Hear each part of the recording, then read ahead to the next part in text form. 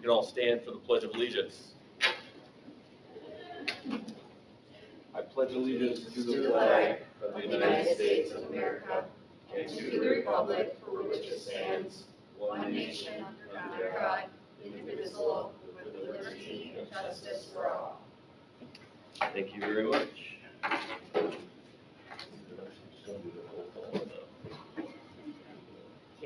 Okay. In place of our introductions, and we'll go around the room after we do our roll call.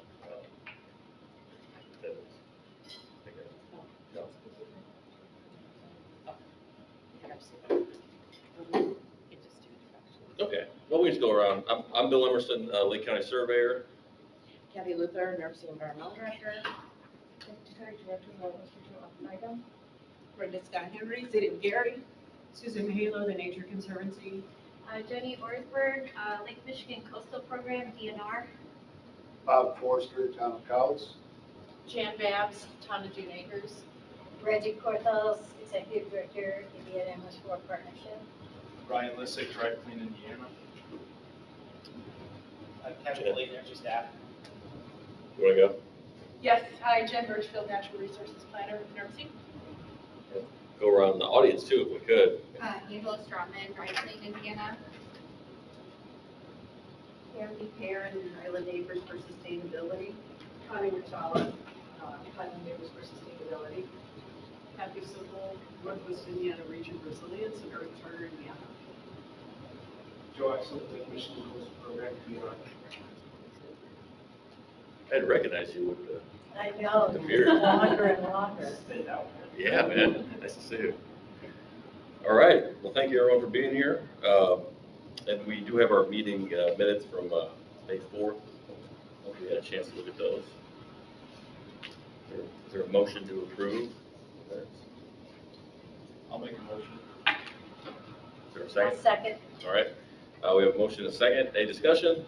Any discussion? All those in favor signify by saying aye. Aye. Opposed, no. Meeting minutes are approved. Did we have any public comments? Anybody sign up for public comments for? No. Okay. I guess I didn't realize that we had to fill in something, but we do have public comment. Oh, all right. Well, come on up and, Where? I guess- Is there a microphone? yeah, you can go that side if you want. That's probably the best place to pick you up.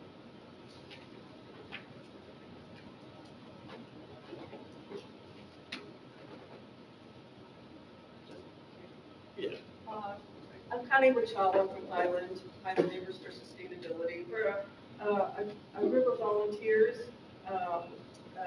interested in doing sustainability work in our town. We were named in December as advisory partners to the town on sustainability issues. And I wanted to talk about the Climate Action Plan Framework status update. We think that's just an incredibly important work that you are doing here, and I just wanted to talk in favor of it. We're looking forward to it. I'm working with different communities, residents of different communities, East Chicago, Hammond, Munster, Sherrville, Hobart. They're all forming their own resident-led sustainability groups. And what I'm finding is people want to work on doing, moving ahead, preparing for the future. Thank you. Thank you.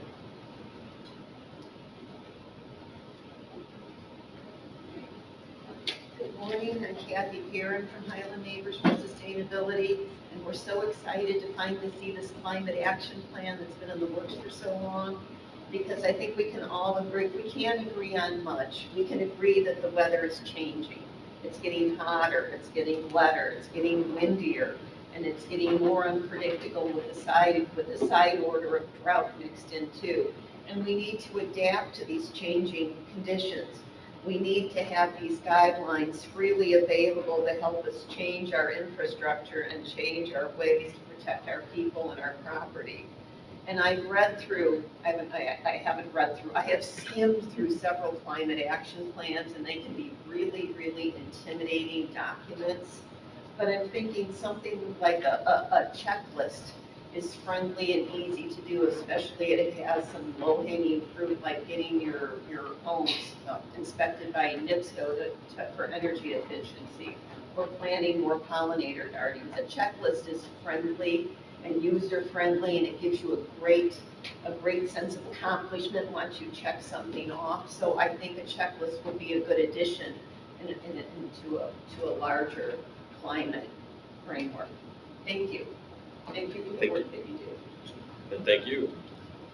Anyone else for public comment? Am I allowed to ask a question? Yeah, we can discuss. No, I just wanted, you said mention other communities, what were the other communities that were doing? I'm working with residents in East Chicago, Hammond, Munster, Sherrville, and Hobart. Chicago, Munster, Fairfield, all right, thank you. Can I make comment? Sure. We really need for you to get the municipal MS4 programs involved in this because this is part of their permit. So in the town of Highland, it's Tim Gambia, and in Munster, it's Stephen Goodtee. And if you want me to send you their information, I can do that. Please, Yes, and okay? can you tell me what organization they're? They're with the town, okay? And they are responsible for implementation of the town's MS4 stormwater permits. And part of the post-construction activity is implementation of green practices and sustainability. So they're gonna wanna know what you're doing. Thank you. I didn't even know that. Thank you. And, excuse me, up next, Kathy Sibyl is going to speak on the wildlife habitat certification. While they're getting that set up, hopefully you've got the information in your packages, or at the very least, you've got these nice 4-color flyers. This is just something that's available to hand out to the public, absolutely for free. So if you have anything coming up, any garden walks, anything, or just putting these in your lobby, or, for Highland Acres for Sustainability, running probably on a shoestring budget, this is something that people can get around to, thanks. To Kathy's point, a checklist is good, and what I love about this project is individuals can certify their own yards, but there's a community scale. And we were actually the first to approach the National Wildlife Federation to say, could a community be a multi-county area? And they said, wow, that's never been asked before. No one has ever done that. But basically the points that we ask a community, in our case a region, to achieve is based on population. So we'll just scale your goal points to be based on your regional population. So it is Lake, Porter, and LaPorte County. And we had a real passionate individual from Stark County, and they had a little bitty population, so we said, come aboard. What I think is exciting is since we've started, now there are 4 counties to the east of us, Michiana, that said, you know what, we'll take on a 4-county area. And now Indy wants to do it. So I don't see this co-opetition as a bad thing. And at the same time, we declared ourselves the first, and darn it, I want us to be the first, not to just have apps, but to certify. And what I'm showing you right now is the background, the dashboard that we get access to as a registered team with the National Wildlife Federation. We are on there as a team called Northwest Indiana Region Resilience. And it has a little story, about how we got this started. And we have done all of the things. Besides the actual certifications, they have a lot of public outreach goals to do events and demonstration gardens and garden tours, and those were definitely the more time-intensive things that our team could do. And we did all of those, so that's great news. We've closed all the little donuts. But now the only one that we really still need help with to close that gap is that middle top circle. And it might be a little hard for you to see, but it shows that we've got 647 points out of 750. And the way that we close that circle is for individuals. Perhaps you in the room, if you have a yard that could be certified, that would be worth 1 point. All of you presumably work, in a government building. When I was coming up the walk here today, I was like, wow, NIPSC could totally be certified. The only thing missing that I could see was a water source, it's not terribly difficult to be certified. I'm just going to say that. I think there are good things and perhaps bad things about that. The flyer that you have here says the 5 simple tips to get started and the requirements for what this program does require. It's a food source, it's a water source, and that doesn't have to be a pond. It doesn't have to be anything fancy. It could be a shallow dish, it could be a bird bath, just that it's, cleaned and filled on a regular area so that wildlife could actually depend on it for a water source. Places for cover, places to raise young, and then sustainable gardening practices. You need to kind of have 2 of those. So examples would be collecting rainwater, having a rain garden, limiting water use, using mulching ground cover. So these things are all kind of climate adjacent. They've got climate co-benefits, but the thing I love is it doesn't have the word climate in it. It's just something that citizens can do, sustainable, neighbor groups can do. But then also I've talked to some people in tourism, and they've seen how it could actually benefit, Porter, for instance. I give them kudos. They're looking at not only setting up a sustainability commission, but perhaps looking at this as one of the first projects that they do, because it's in alignment to establish their town as a birding destination and ecotourism destination. So again, this is kind of the easy one to go with, and out in front people were saying, do you know about Shirley Hines? Do you know about the Indiana Bird Town or the Tree City and Monarch City? All of those are great, but as far as I know, those are by cities. So what I'm trying to do is do this strategically as a regional thing so that we can have more people join the funnel of interest, and then try to facilitate getting those people who I find out about interested in this to then work with Shirley Hines, who can take them through, what does it look like to introduce more native plants or remove invasives, and frankly, go a little deeper. So that's about it. Anybody who would like to meet with me, I put my contact info on the one sheet that's in your handout. I didn't look at it, but it's on the one that's got the National Wildlife Federation. I should have probably looked at that before now. Yeah. Yeah, this one right here. So this has got my information right here. If you would like to set up a time to talk with me about how your town, county, organization could play a bigger role in this, if you have a business or organization that has over 20 employees, or you have multiple properties that you could certify, I can definitely walk you through what that process looks like. You don't have to go on there and register, 20 different or 10 different properties. So yeah, my information is right here. I'm Kathy Sippel. And there is no deadline technically for this, but I work with Earth Charter Indiana, and we've got our annual Climate Leadership Summit coming up on Friday, September 8th. And I think it would just be such a feather in our cap to not only host this Climate Leadership Summit for the very first time in our region, but to announce, at that event that we have done this thing as a region together. So if you want to see it in your hearts to certify your own yards or share on social media or encourage, a business or school is the real sweet spot. A school is worth 5 points. So literally 20 schools in our region could get us there overnight, So anyway, you are invited to attend the Climate Leadership Summit. I recognize a lot of names I heard in the introductions. It's already signed up. If you're not signed up, I would, really encourage you to either come or, invite somebody from your staff who can come. Kathy Luther will again be talking about the Climate Action Plan. Brenda Scott Henry, I want to thank her for being our host, our local host. It will be at IUN in Gary.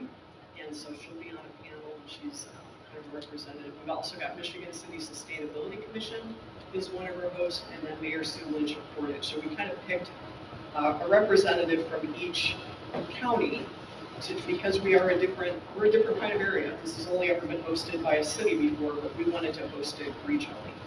So I think that's about it. I'd just be happy to answer any questions before I turn it over to the next person, Jennifer. When you say schools get big points, does that Yes. include universities? Unfortunately, no. K through 12 schools are the ones that are worth 5 points, but a university would be worth 3 points.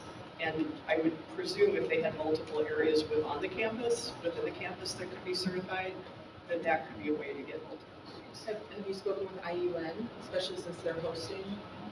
I have mentioned it. I don't know if I'm talking to the right people. Reggie? Yeah, I'll mention it again. Okay, that'd be They have fantastic. that big Space, yeah. Yeah, they do, and they may already be certified actually, because I'm remembering at the Urban Waters Partnership meeting we had there, I think I saw a sign. On the businesses and the schools, unfortunately, they don't always put the name, there's just an address, so without like looking up every address, sometimes it doesn't connect. But great point.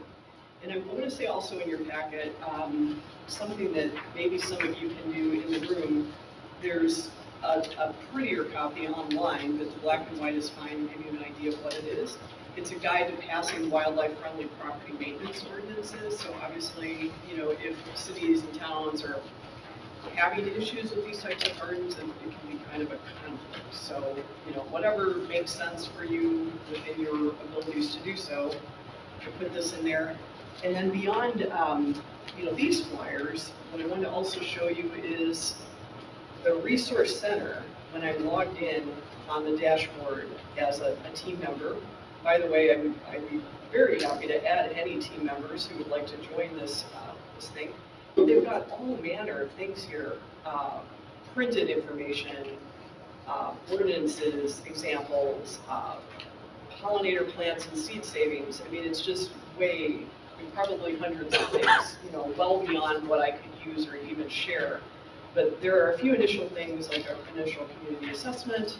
There's a link to what they call shopping, but it's literally free, not just to get these, but even for shipping, totally free. So if this is something of interest, please just let me know.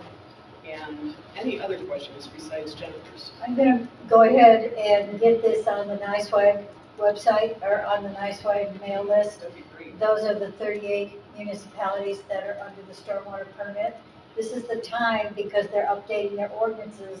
All of this fits into public education outreach. They can add to their ordinance this activity.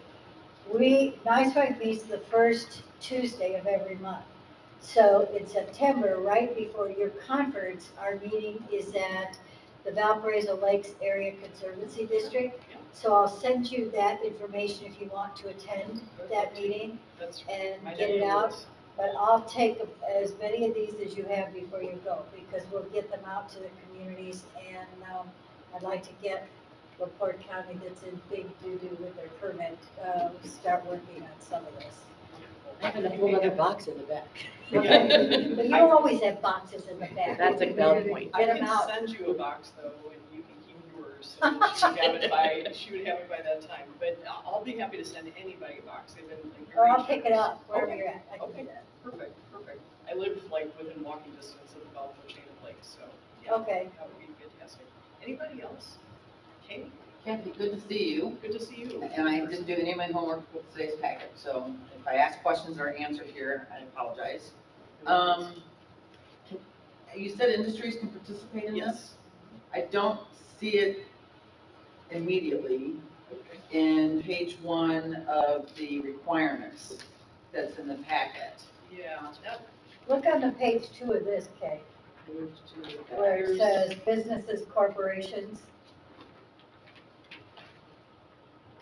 Yeah, if any cities would want to certify, before I get to that answer that Reggie's talking about, which is on, yes, it's labeled page 1 of the NWF document, but it looks like this. Can everybody kind of see that? It's a horizontal one, it's got activity and type of certification. There's, it just says businesses, but I have an email address, yes, I did add that actually, to the one that looks like this, it's got my name on it. On the first column at the very bottom, it says, contact the National Wildlife Federation at corporate habitats at nwf.org for assistance to register organizations or businesses with more than 20 employees or multiple sites. This one here, does that look?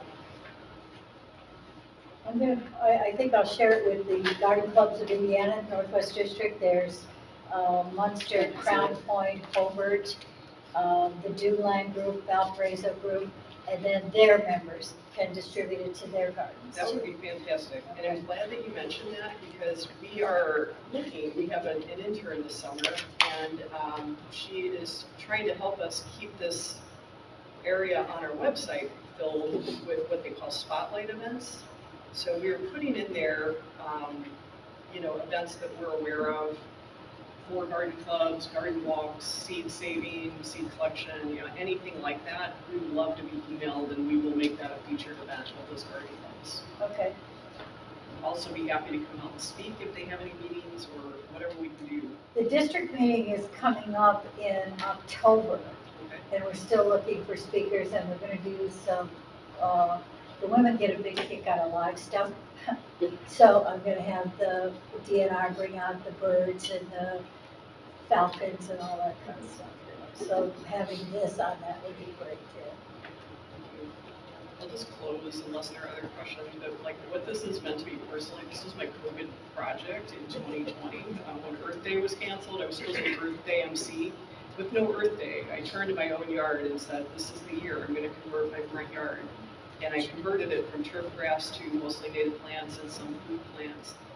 And literally the next month, I was seeing northern flickers and goldfinches in my front yard, like that I'd never seen when I had turf grass and hydrangeas and stuff like that. So, I mean, it's just amazing how much just one yard in a very short time can make a difference, and collectively across the region. I love that Doug telling me, bringing nature home, homegrown national parks, like the collective action of many small groups, what can we do? So, Jennifer. I would just comment to Kay's point about industry, and it sounds like maybe you might be able to help connect to industry. But if you wanted to contact Wildlife Habitat, I could connect you to them, and they might be. Danielle Goldfarb. Oh, yes, okay, yes. Okay. I do know them. You might be able to just loop you in with some industries that have done, pretty significant projects and would probably love to have that type of recognition. I'm having a dumb moment with that too. I just thought of that too. I'm like, why didn't I start looking? It takes Also, a Dunes Learning Center. Dunes Learning Center, Jeff would be able to connect you with so many schools, and you get those kids interested in, they'll take it back to their schools. I was trying to find on my calendar, I am a board member of Calumet Hospice, and they had a garden event every July, so that's over. But they've got a butterfly thing coming up, and I don't know what the date is. You can mail a box to Calumet Hospice in Munster, Indiana. I'll just send them a note saying, be on the lookout for this, because there are people that will come to these events who may do their yards. Okay, that'd be great. If I could just get, I think I have your email, I'm sure I do. Yeah, and I want to have a talk with you, and we can do it in person since it's so nice outside. To figure out how to work with the industries on this. That would be fantastic. Okay. That would be great. And is it Heather now? Did Jeff? Heather Hahn Sullivan. Okay, that's what that. I thought Jeff retired, but he may still be active. Anybody else with questions? Thank you for your support. This is really great. Thank you. And I want to echo what Kathy Prince said about Riverside's work. Really appreciate having the ability to work with them on the climate action plan and the greenhouse gas inventory before that. So this is kind of a in-between project until we get that next step done, and I'm anxious to hear. Don't worry, Kathy Luther, I saw that. Yeah, I know you're working on it, so I'll be anxious to hear the updates as well. Let's see, before I'll close this. Or we can take it up. Okay, I'll just walk out. Thank you, Thank Kathy. you very much. June is gonna sit for the next one. You got his email? I do, so that's what I've been frantically on my phone. I did pull up, I have, is Ioma next? Yeah. Okay. I did get a remote meeting set up, but she's not here in person, so. Okay. Oh, great, thank you. So hopefully. Hopefully the technology. Yeah, I think it's 3 or 4 times. Kathy, one of the things I was looking for is Jersey used to have the EMPC link. And I haven't been able, like, when we have things like this, that if you posted them on the EMPC and people could go back and look at them, you don't do that anymore? Go to the environmental, there should be an EMPC on the environmental Okay, I'll try to find it again.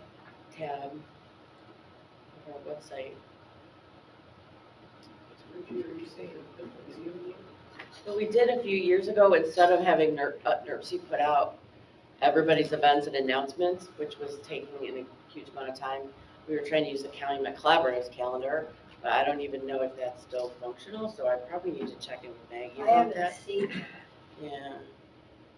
It's actually, that before I had it done.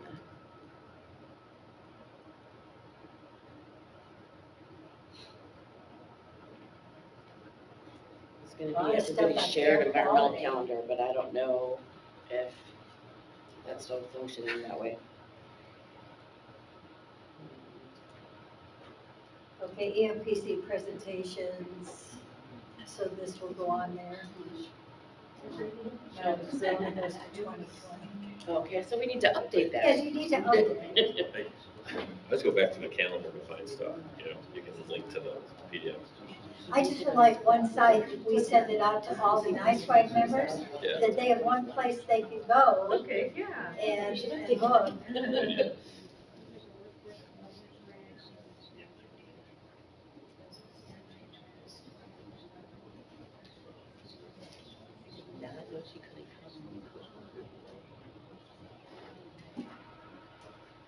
So are we turning it over to Fiona then? Because Yes. I do have her Yeah. online and I do have her set as a host. Okay. Okay, take it away. Introduce her at all? Okay.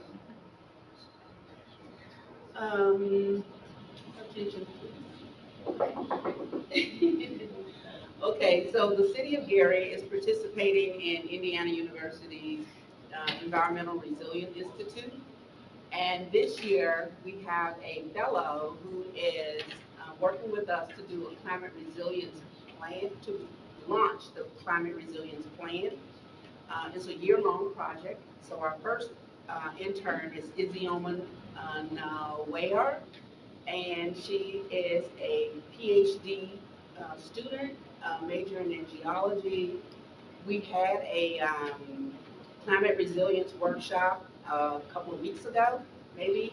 And then, so I thought that we will share our experience in trying to create this document that we're calling a climate trend primer. So what we will do with that document is, have the historical, climate that is happening within our community.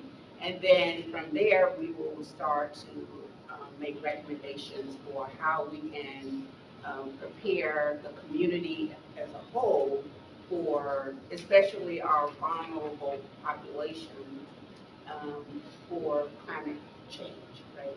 So anything from emergency preparedness and to just basic, how do I manage my household when these climate events happen in our community. So with that, I'll just turn it over to Izzy-Oma so that she can do the presentation and share with you. Can't hear you. The sound's coming through the computer, so you gotta turn the sound of the computer on. This computer? Oh, that one.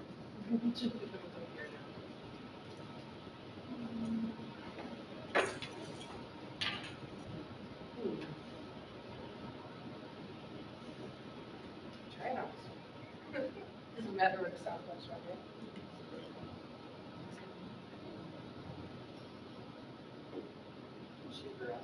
Can you hear us, Cecile? Yes. Oh, there you We are. can hear you too. We did hear that. Okay, so can you hear me now? Yes. Yes. Yes, I would just ask, please speak up because you're off of a laptop, so just so everyone can hear you. Okay. Morning, everyone. I am really excited to be today. So I'm going to share my screen now, and let me know if you can see my screen.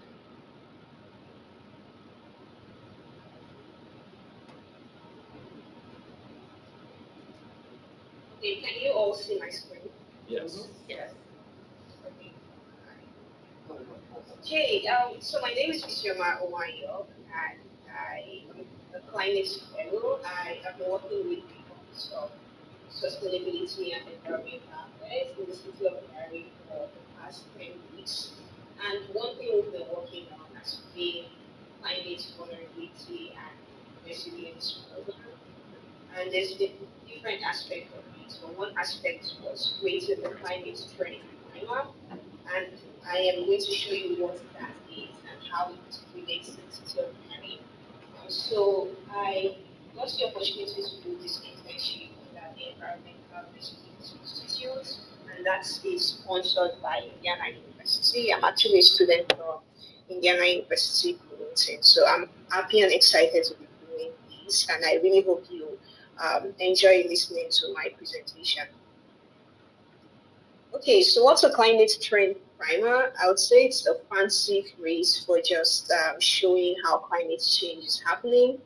And what it does is to compare past and present data and to see how different climate variables are changing, and also to make some sort of projections about the future using those climate variables.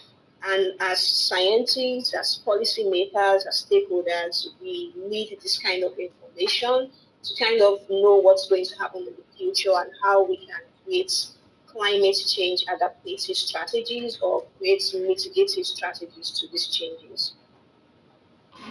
Okay, so before I go ahead, I don't know how possible this is, but I always want to do this just to get a feel of the room.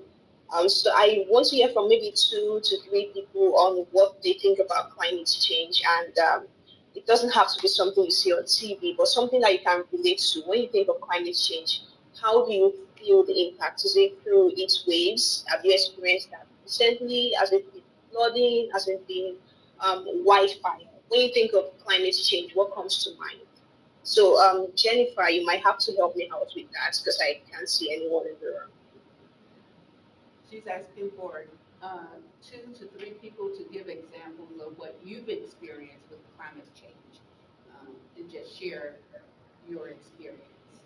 What have you Okay. noticed? I would say one experience is the different issues of water on the lakefront, the rise and lower of lake levels, and we had the opportunity to inspect and look at the town of Long Beach this week and the houses that are losing their lakefront area.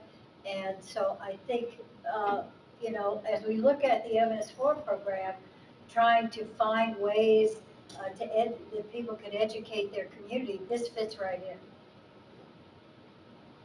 Yeah, thank you, Flooding. Very important and very impactful when it happens. So that's a big impact of climate change. Any other one? We'll take one more and I'll just move on. Yeah, sure, just speak up.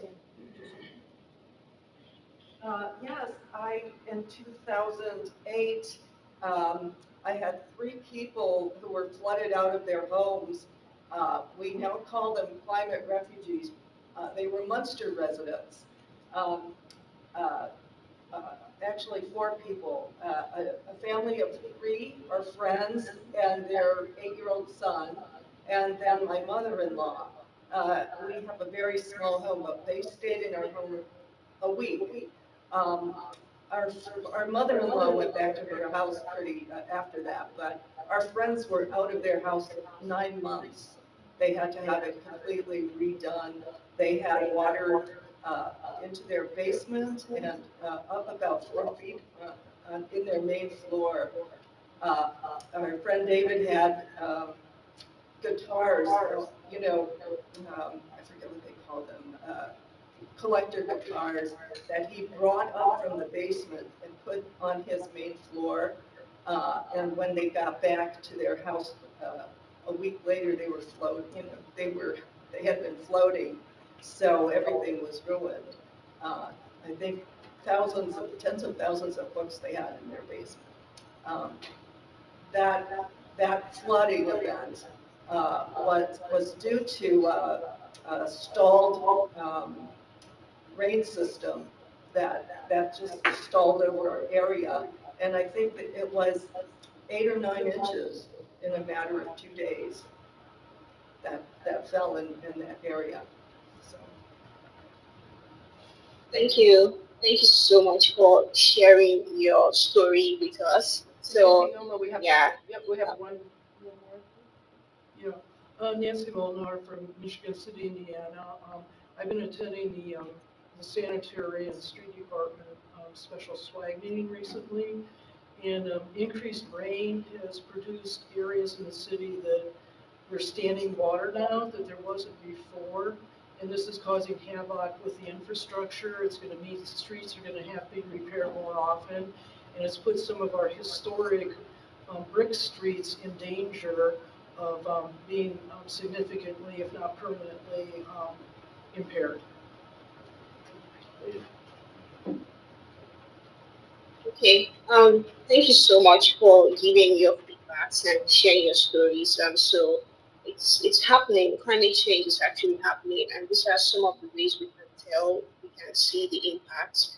Even if some of these changes could be happening because the earth naturally goes through some climate change, I feel like we humans actually play a significant role in climate change itself. So that's something scientists are still trying to figure out how much, not so far, it's almost like a large percentage of climate change is caused by humans. And since we cause it, we can actually do something to stop it if we put in the efforts. So I'm going to do something called the funnel approach, where I talk about climate change globally, and then I bring it down to the state of Indiana, and then I'll talk about the city of Gary. So yeah, how is climate change happening globally? So temperature, right? When we talk about climate change, temperature is a very, very important variable because it impacts other climate variables. Temperature is the one that would impact precipitation, cause us to have more precipitation or less precipitation. And precipitation is basically rainfall, snowfall, hail, anything that brings water into the atmosphere and into the surface. And it impacts humidity, it impacts potential evapotranspiration, which is the supply of water into the atmosphere. So when we talk about climate change, the first thing we tend to look at is always temperature, because it plays a very huge role on the impacts that we see. So this is actually showing how global average surface temperature will be changing. And it took a period of 1880 to 2021 to see how temperature is changing. And the blue lines indicate cooler than average temperature. The red lines indicate warmer than average temperature. And what you will notice or take away from this image is that in more recent decades or years, we're beginning to see an increase in temperature. And for instance, in 2020 or 2019, you'd see an increase of about 1 degree Celsius, which is the same as 1.7 degrees Fahrenheit. Now, this is an increase, right? 1 degree Celsius is equivalent to 33.8 degrees Fahrenheit. 2 degrees Celsius is equivalent to about 35 point something degrees Fahrenheit. So I'm talking about the increase, not the temperature itself. So the increase is about 1.7 degrees Fahrenheit. Now, I know that might not seem like a lot to us, because every day we see temperature increasing, like from 70 degrees, it could go up to 74 degrees and 84 degrees. But when you're looking at global changes, this is standard. This does not come down, right? It's increasing to by 1.7 degrees Fahrenheit, and it's not coming down, and it's a global change. So do not underestimate that increase. It actually means a lot, and it's the reason why we're seeing these flooding events that we're experiencing, drought events in some places. So temperature is increasing globally, and it's causing different impacts of climate change.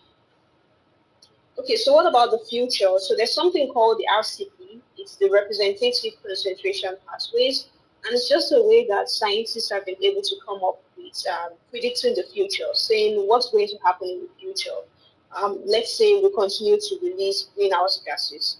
Greenhouse gases are gases that trap heat. They are called heat-trapping gases, and they are the reason why we're seeing increase in temperature and seeing climate change. They are the impacts that humans actually play on climate change. So we increase greenhouse gases, we cause climate change. Now, there are different scenarios that have been made up. There's the RCP 2.6, 4.5, there's 6.0, and then there's 8.5. Now, RCP 2.5 says if we find a way to keep greenhouse gases at the level where it is currently, and probably find a way to make it start going down or decreasing, what's going to happen in the future? So what do you think is going to happen? We're probably going to see temperature declining or staying at the rate at which it is currently, then RCP 4.5 is somewhere in between, where it's like we could actually increase greenhouse gases a little bit and then increase temperature a little bit. And then RCP 8.5 is we just not doing anything about greenhouse gases. It's the worst case scenario. It's us just releasing as much greenhouse gases as we can into the atmosphere. And so if we actually take all these scenarios into consideration, what's going to happen with temperature? Now, this image is showing how temperature will change with the different scenarios. So look at RCP 2.6, it's the deep blue line, compared to RCP 8.5, that's the red line. So from here, you can actually see that by the end of 2100, we'll be experiencing temperature going up to about 4 degrees Celsius. And I'm guessing that should be around like 6-7 degrees Fahrenheit with RCP 8.5.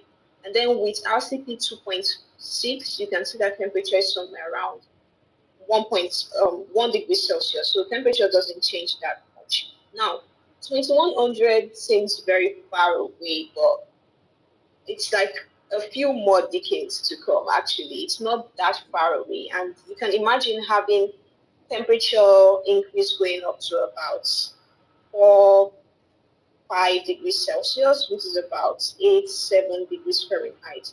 How much impact that means. Currently, we have 1.7 degrees Fahrenheit. And you can see all the things we're experiencing, all the things happening around us. So kind of have that times 4 and imagine what's going to come with that changes. So if we actually do something about the greenhouse gases, then we probably would be able to see a decline in temperature and have a better environment for the next generation to come. Okay, so I put this image here just to show you what could happen if we do something about greenhouse gas emission and any form of way we actually add to climate change. So this is pre-COVID-19 and post-COVID-19. Now, I'm not saying we should have another COVID-19 because it wasn't fun for me, even as a student learning online. But this is just the take-home picture from here is that pre-COVID-19, we're outside, we're releasing greenhouse gases, we're living our lives. Post-COVID-19, where we had to stay at home. There was so much difference between the air quality from pre-COVID and post-COVID. Now, that was just for like a few months where we had to stay at home without going out. Now, imagine how much we could achieve if we could actually do something about reducing our greenhouse gas emission for a longer and sustainable period of time. We would probably see a lot of changes in temperature first and air quality. And yeah, for reference, this is actually a place in Los Angeles. So, yeah. So enough about global climate change or taking it too far off. Let's bring it down home to the state of Indiana, and then we'll move to the city of Gary. Okay, so temperature also is increasing in Indiana state. So it's not like it's happening globally, and then Indiana state is like different, where it's like there's a temperature decrease. It's actually happening everywhere. Such that Indiana State has been saying on an average an increase of 0.5 degrees Fahrenheit per decade. Okay, so I put this in here to show the maximum number of days with maximum temperature greater than 95 degrees Fahrenheit with the medium emission scenario, that's RCP 4.5, and the high emission scenario, that's RCP 8.5. Now we can see how in the 2020s, 2050s, 2080s, the number of days with temperature greater than 95 degrees Fahrenheit actually increases. So with the medium emission scenario, of course, we're going to see an increase in those number of days. And if you can, I don't know if you can see my cursor, but this is the legend showing the number of days. So especially in southwestern Indiana, we'll see an increase with the medium emission scenario going to about 60 days in a year. So 60 days out of 365 days where maximum temperature is greater than 95 degrees Fahrenheit. Now compare that to the high emission scenario where it's like almost everywhere in Indiana State. In the 2080s, we'll see an increase to at least greater than 60 days, sorry. So with higher emission scenario would have more increase in temperature. Imagine how uncomfortable you can get when temperature gets above 95 degrees Fahrenheit. And imagine doing that for like 100 and something days in a year out of 365 days. So I know it seems like a long time, right? 2050 is just like about 3 decades, less than 3 decades away. So it's not that far off when you think about it. Okay, so precipitation. I talked about temperature. What about precipitation? So precipitation is also increasing. This is showing how annual precipitation has been increasing by inches from 1985 to 2016. And you can see that everywhere in Indiana State is actually seeing an increase in precipitation. And this could be one of the reasons why we are having those flood events that we talked about earlier on. And then on the right-hand side, it's showing the number of days with extreme precipitation. Now, extreme precipitation means unusual precipitation, high precipitation than normal. So this is showing from 1900 to about 2012 or 2013. And we can also see that the number of days with extreme precipitation is also increasing. So temperature is increasing, precipitation is also increasing.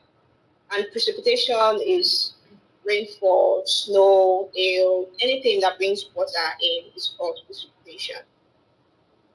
Okay, so to round this off, what will climate change mean in Indiana? What are we seeing currently?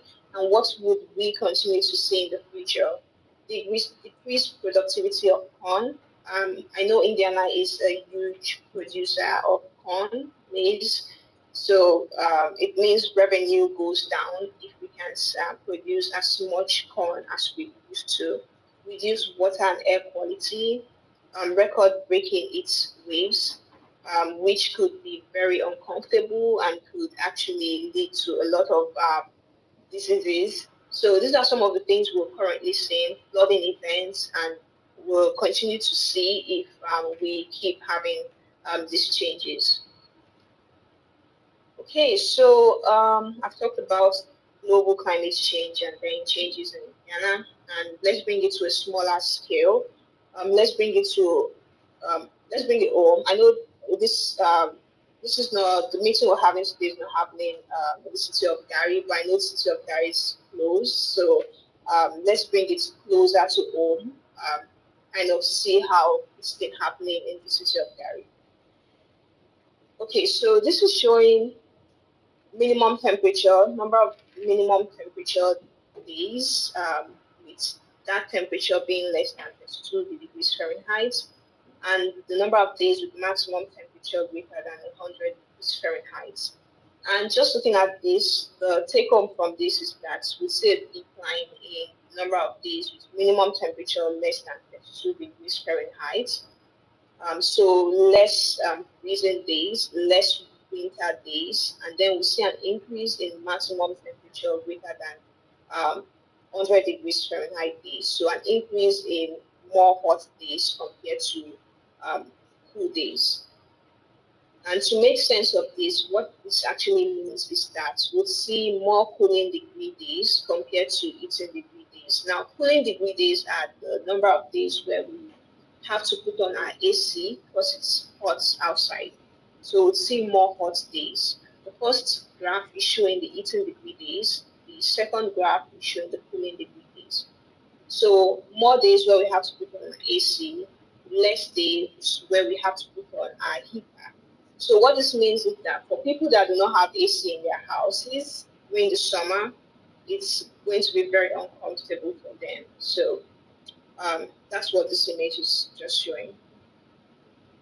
Okay, so I moved from showing climate variables to showing climate vulnerabilities. So these are the impacts of those changes we saw. Temperature increases, precipitation increases. What does it mean and how does it impact the city of Gary? So this is showing flood risks by state percentile. And what percentile is a simple way to understand it is in a classroom, if you have 100 students and the student is on the 80th percentile, what that means is that the student did better than 80% of other students in the classroom. But in this case, what it means is that if you have 80 percentile, it means that that location is at more flood risks compared to 80% of the other cities in the state of Indiana.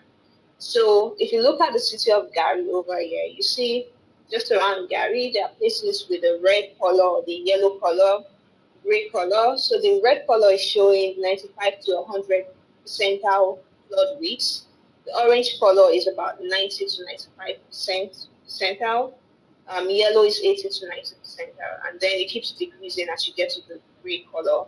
So what that means is that places that have these red colors around Gary are very, very prone to flood, and places that have the yellow color are like within 80 to 90 percentile of flood risks. And that's using Indiana states. So the Indiana state is like the comparison here. So it's comparing the city of Gary to other places in Indiana state. And then just like you said earlier on, flood has different impacts. It could lead to death, injuries. People have to move from one place to go stay somewhere else. And that's not the best of experiences. It could lead to homelessness, people losing their home, destruction of services, losing electricity, getting your network cut off. So it's not the best of experiences. So, yeah. Okay, so I put this in here to show in the past flood events in the city of Gary. The first one is showing the Gary Work Steel Mill. Now, I have to say this was not directly caused by climate change. The Gary Work Steel Mill wasn't directly caused by climate change. I know it happened because there was a burst, a pipe actually burst, and that flooded the city. But also, when you think about it, our buildings, our roads play a part in how much time the flood took to actually go away. So if we had more pervious surfaces that could absorb more moisture, the flood would probably have not lasted as long as it did. So this is not directly linked to climate change, but buildings and the structures we have also played a role in how long it's lasted. So just to put that out there. And then this happened in 2008. It was the flood of the Little Calumet River. And although I wasn't in the city of Gary, but for those who were in the city of Gary at this time, you probably have an experience of what it felt like to get to flooding. Okay, so this is wildfire risks, also by state percentile. So like I said earlier, places that have the yellow, red, orange colors are really hotspot zones. So there are places that are at very high risks of having wildfire. And then the impacts of wildfire, air quality, after the day after you have the fire, it's like very, very, the air is very dense, smoky. For those of us that experienced the Canadian wildfire that came up to the States recently, you know how bad it was. Some people had to stay home at some points because the air was just very bad. Property destruction, burning of buildings, homelessness, and environmental changes like, when the ground gets burnt up, trees get burnt up, it takes a very long time for them to grow back. So those are some of the impacts of wildfire. And then I put this in here to show a recent wildfire outbreak in 2021. It shows the wildfire burns more than 300 acres at Indiana Dunes. So this is actually showing that we have evidences to prove that climate change is happening and that we can see some of the impacts. It's not just a made-up phrase, but it's actually happening. But the good news is that we can actually do something about it to prevent it from getting worse for the next generation. Okay, so this is particulate matter 2.5, and this is just showing air quality. So particulate matter refers to how much particulate is in the air. It could be dust, it could be soot, it could be smoke, it could be water coming up from the ground as evapotranspiration. So it's just referring to how good the air quality is. And then you have places with the orange color, with the gray color, with the yellow color, and places with the gray color around the city of Gary is actually showing that it's within 60 to 70 percentile. So it means that 60 to 70% of other places in the state of Indiana actually have a better air quality compared to the city of Gary. And so when the air quality is actually bad, there are different impacts. You have reduced visibility, you have respiratory issues, allergies, and irritation.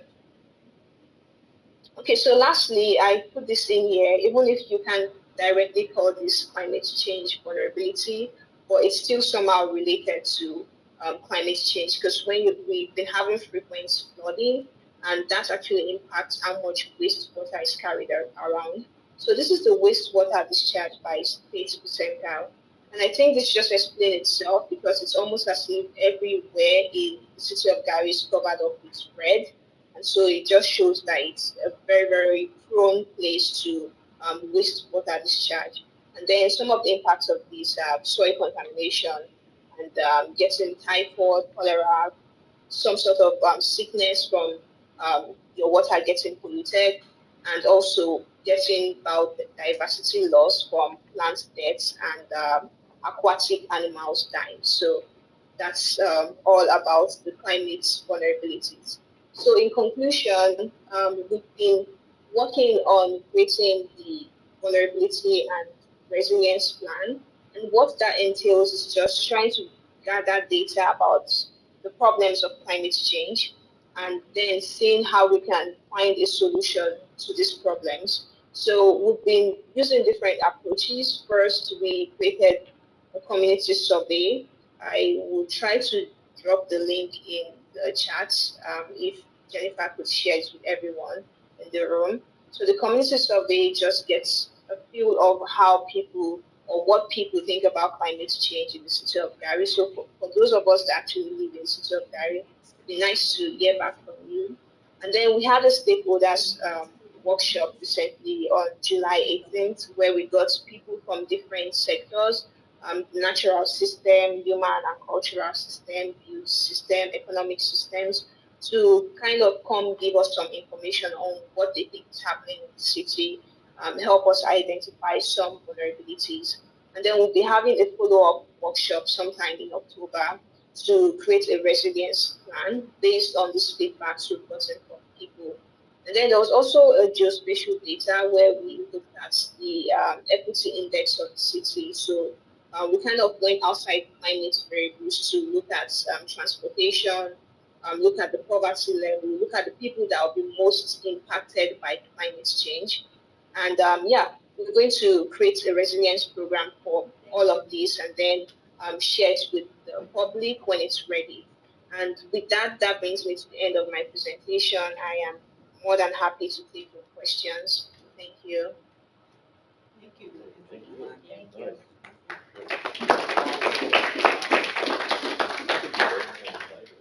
I have a quick question. Where is she located? She's in Bloomington. Okay, so how often does she get up here? She just came up for the workshop. She worked virtually. Oh, okay. Yeah, which was challenging, but we did it. Well, my graduate class in resilience, I would have liked to have had her come up and talk to that. She's awesome, like, Yeah. we got a great, a great one. All right. Any other questions? Oh, I saw that, okay, can you send that link out to us? Then? Yeah. Thank you. And can we get copies, or can we have her PowerPoint sent to us, please? Yes. So, I have to have it. Okay, thank you. And perhaps also she has her climate primer document? Well, we're Yeah. working on it still. Oh, it's still So, progress, okay. yeah. Okay. So from the workshop that we had on July 18th, we collected information from key stakeholders in various systems, business systems, economic, which we need some more information in economic. But that helped us to populate the primer. Now we are looking at the gaps that we have. So we didn't get to every system in place, so we need to go back and collect information from the community, and then we'll populate that. So the workshop in October is a follow-up to what you did in July? Yeah, so we will report out. Can we still come to October if we didn't make it in July? Yeah, yes, absolutely. Okay. So October's workshop will just be the reveal of what we collected from various Will stakeholders. that be at IU too? I don't, probably so. Yes, Okay. if we can get some space, yes. Then ask me and I'll get you the space. Okay. Okay, we'll get that. Erin has been very helpful with those. Yes. Yeah. I don't really have a question. I just want to say, like, we participated in the workshop, several people here did. Jen and I facilitated the built environment group. And what really brought home to me is how important it is that we do this community by community. And I mean, we're trying to lay the groundwork regionally, but I talk a lot about property damage and infrastructure damage and dollar signs. The people at our table were much more concerned about the second, like, and it's because it's an industrial community, right? That, oh, if we have flooding, that's combined to overflow, that's not clean flood water.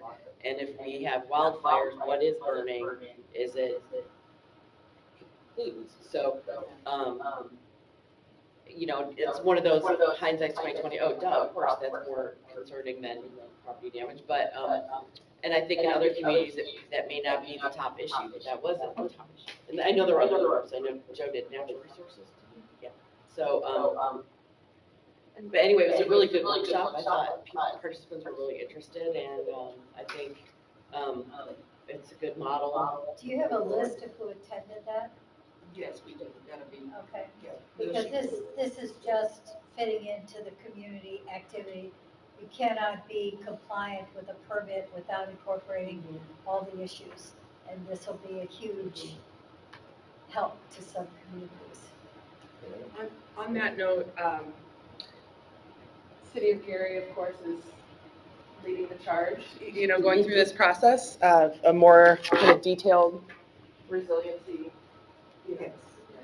project. But I would like to plug that NERC is also working with DNR Coastal Program on a natural hazards resiliency assessment. So for some of the communities, this is a good starting point. If you're not ready to do a full study, you know, and work with IUN, this hazards assessment does pertain to natural hazards. So, you know, some of the prime things are going to be flooding, erosion. It's not limited to shoreline communities. It's all of the Lake Michigan watershed. So some of you have probably been nagged enough by me reaching out, trying to provide assistance in your community completing that assessment. It's not meant to be a heavy lift. It's meant to be just kind of a checklist overview so that you can assess where your community is with hazards resiliency. It's also meant to provide some information back to Coastal Program so that, because they have some resources and they are very much working on resiliency. So it provides them some information about where they can provide support and resources. And if Joe or Jenny have anything to add. Well, Jenny, can we use that for grants? Use what? The grant money for doing an assessment like this? There are opportunities for I'm that, thinking, yes. okay. All right, any other questions or comments? All right, thank you very much for the presentation. That was great. Thank you. See you in Leoma. Thank you. Good job. Oh, today is Leoma's birthday too, I believe. Oh, is it? Birthday, Oh, happy birthday. I don't know if she can hear us, but. Type Put it in the in, type in the message Oh, saying happy too birthday. late. Oh, no, I'll message her. Yeah. All right, thank you. Then we'll move on to Kathy to give us an update on the climate action framework. Thank you. Well, and now I have to follow that awesome presentation, and so all of you know that we've been working on a regional framework for climate change, and this is mostly to update you where we're at, which is probably a year behind where I thought I would be at this point, but that's okay, because we're just plugging along. And some of this you've seen before, and some of it, so a little bit of a reminder, and then just to tell you where we're at. So we've used the brand Climate Action Northwest Indiana to encompass the climate greenhouse gas inventory that we did, the climate action planning framework we're working on, the resiliency planning we hope to be working on next, and also all the efforts, right? So Region Resilience is working very hard on the Sustainability Commission push. So It's just kind of a big branded, you can, if you're not NERC, you can just use the Climate Action NWI, which we hope people will say we can. Anyway, so I'm kind of using that overall umbrella for a lot of different things that are all happening. At the beginning of this exercise, we made a commitment that we would have a regional framework with science-based reduction targets for communities to build their own action plans around. So we were really chugging along, and then we realized that the NWI 2050 plus timelines were sneaking up on us, and kind of went all in on leaving the Environmental Resilience Institute's kind of framework and get it into the 2050 plus, because that was one of my commitments at the beginning of this, that the climate action planning would be part of our long-range planning as a metropolitan planning organization. So in the NWI 2050 plus, we included an overview of the regional climate forecasts, a brief intro to climate vulnerability and resilience, a summary of the baseline inventory, with most of the focus on the 5 top regional scale emissions categories, which were industrial energy, industrial process, transportation, residential energy, and commercial energies. A summary of the regional scale net emission reductions from forests and trees, science-based emission targets, business as usual forecast, and speeds of emission reduction strategies. Most of this I presented in May, so if you weren't here, you can go online to our YouTube channel and watch me, there. I'm not gonna do it all again.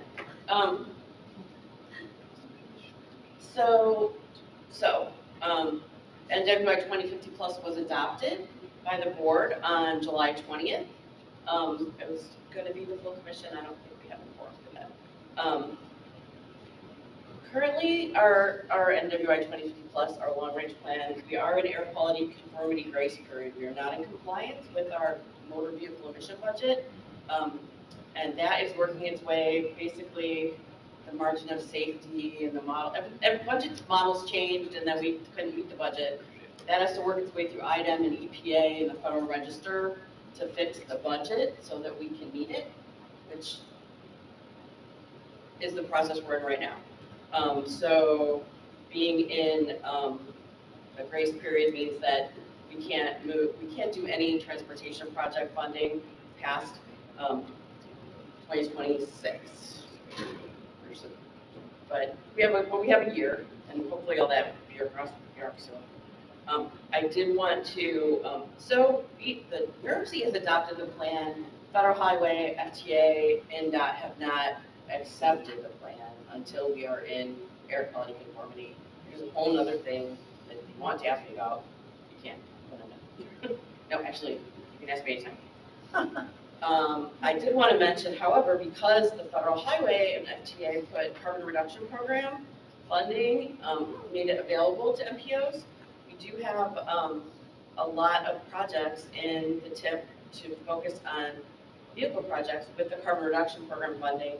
And I did some quick and dirty math, and I think that those projects will reduce 548 tons per year of carbon dioxide equivalents. And those are all going to be coming online in 24, 25, 26. Yeah, we can't really count the ones after that. I've got to leave in 5 minutes for a doctor's appointment, but I have a quick question as it relates to the air quality stuff. How is EPA intending to handle this summer's wildfires as it relates to all this other stuff from what you need to have done for 2050 plus? Well, I don't know the answer to that. I didn't think you had your crystal ball. Most of that has been particulate, and our challenges have been volatiles with the motor vehicle emission budget. And what we're doing is taking a little bit out of the margin for safety and giving a little bit of it to motor vehicles. So it's kind of what the margin of safety is for, is to be that access of an access layer of protection. So in order to move the transportation system forward, we had to take a little bit out of that and use it. It's like using your savings under the mattress, a little bit of it, so you can make it to the next budget. I'm very, very, very oversimplifying. So that's the metropolitan planning. So these were the regional things that we focused on in NWI 2050 plus. And right now we're taking that and massaging it back into more of the climate framework document that we were working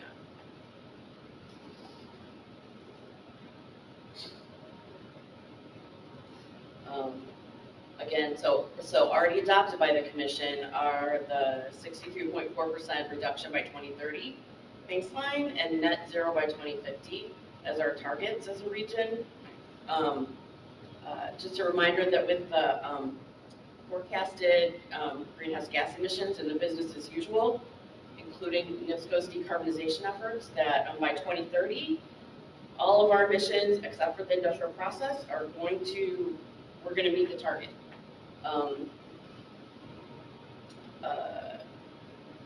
2050 is a much bigger lift to net zero, but we have a little time there. And who will be here?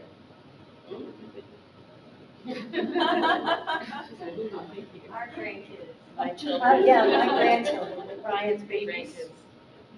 Yeah, right.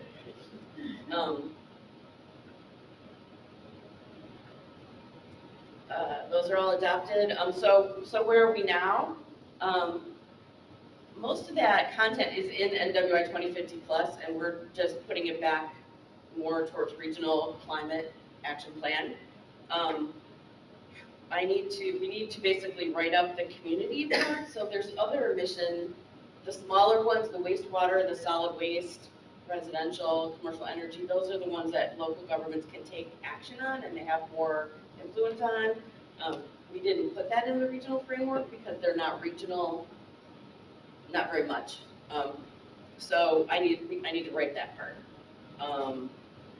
And how we're going to support going forward and what the performance metrics are going to be. And then we need to, then I want to release a draft to the stakeholder group in EMPC, and then take it out for public comment. Oh, where did that get in the middle there? I'll go back to that.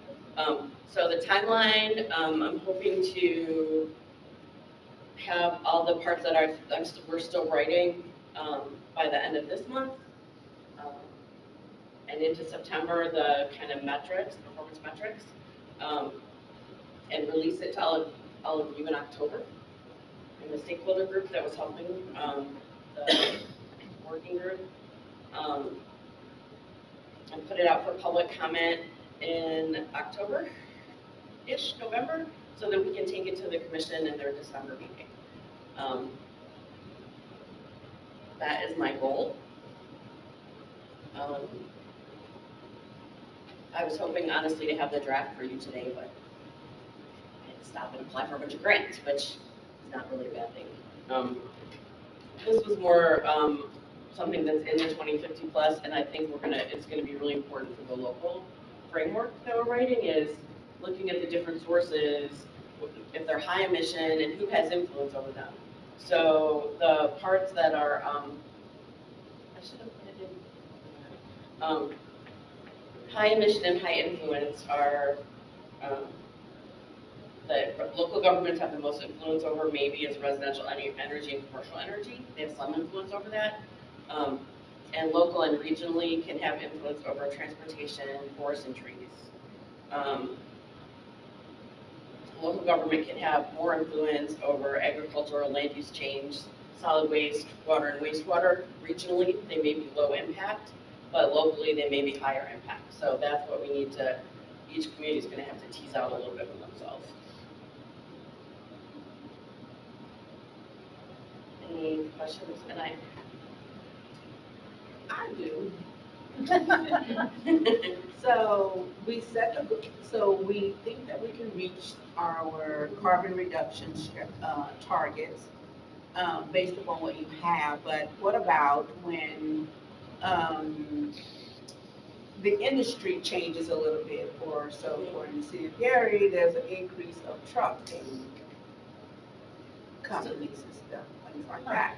So that can kind of like offset what was once stable, right? So that's for the business as usual, which uses, there is an increase in traffic, daily traffic predicted in our transportation model, both local and the truck model is a national freight model. Okay. So, not being a transportation modeler, I feel like that's one of our weaker links. But I use the same assumptions we use for traffic, congestion, and highway projects. So there is some growth in that built into the business as usual forecast. Okay. It's hard to say what will really happen, but the hardest thing is our hard to abate industries. So whether RPP and Whiting gets to get funded by their company for carbon storage is going to be a big issue for that. And NIPSCO moving forward on decarbonization is going to be huge. As you look at this, and basically because I'm traveling all over the region, the development of new Amazon facilities is off the charts. And we're talking about facilities that are thousands of square feet. So you're having trucks in and out all the time. Is that increase going to have an impact? I mean, this is a substantial amount of additional truck traffic. I'm not 100% sure. We did have a complete update of all the transportation models, but it is a model. It's not capturing every vehicle on the roads everywhere. It takes whole neighborhoods and makes them a transportation analysis zone. So I think this is a guide, and we can anticipate that it might be worse in some areas and better in others. I do believe that Amazon is one of the companies that's invested heavily in electric vehicles, so Offset. yeah. So I'm talking about areas where they're not offset, and I think we're gonna kind of push for more air quality monitoring in those heavy transportation areas, so that we can kind of like measure the difference between what was standard and what's happening. And right now, Jerry, the Amazon model is such that new employees can use their own vehicles to deliver, and then they work their way up to where they qualify for an Amazon truck, and then they have to work their way up more to qualify for like an electric vehicle or whatever. That's a long process. Now, it may change if they eventually get a union in there, but it's one of the things Elkhart County is doing when building the facility is requiring that all stormwater runoff be kept on site, so it doesn't go anywhere, so it's not impacting anything else. And then trying to get some of that transit area in pervious surfaces, but you're still looking at enormous. So Well, I mean, and that's the place where the local government climate action plans are important. Yes. Local governments can do incentives. Yes. I don't believe you can do more, you can require more stringent building codes, but you could incentivize Yes. more stringent building codes. And I know that in a lot of places, your carbon footprint is an important part of your stock value. It's an important part of doing business in Europe. So companies are reporting all that stuff. And I understand that, is it this year or next year, their own employees' commuting patterns Yes, to start next year. counting against their carbon reporting. So, And you got communities in Indiana Yeah. looking at or stormwater credits, so that will help a little bit too, but it's just, the discussion was, is there an offset? When you look at an Amazon building that's thousands of square feet and all the cars going in and out, are people shopping less, so are we cutting down the traffic that way, that pattern for the delivery? They're trying to figure that out, and I don't think it is, yeah. You're right, it's increasing. Yep. When I see the Amazon delivery guy come to our house twice a day, I get upset. Yeah. But it's a huge endeavor, but that's why you have to have community input input and have these plans developed, so we're not growing too fast. And with all those trucks, so over on Broadway in Maryville, at that Family Express there, and over by the Speedway, you'll see 8, 10 Amazon vehicles there at a time. But what is that also doing to our roads? And, so, I mean, the problem is that everything changes faster than any government agency can keep up, you know, like, I was thinking about 10, 15 years ago, we were talking a lot about the Uber, like, Chicago had done a great job, people weren't driving to work, they made the parking really expensive, and the downtown had less traffic, and then Uber got invented, and all of a sudden, the downtown's full of Ubers riding around trying to make money, so. But when you look at developing a regional perspective, can that regional framework identify that the importance and success of this is at the local level? Yeah, that's what it's for. I mean, so, what we've tried to do is take the things that local governments have no control over whatsoever, and make those regional sources and talk about what's happening and how we can work with those sources. And then the second part is what can local governments do, and some of it is what they can do maybe in the meantime, because it's gonna take, BP came and spoke to our commission, and it's gonna take till maybe 2030. If everything goes perfectly, to get the carbon storage thing going. So if we can do anything else in the meantime, that would be really beneficial.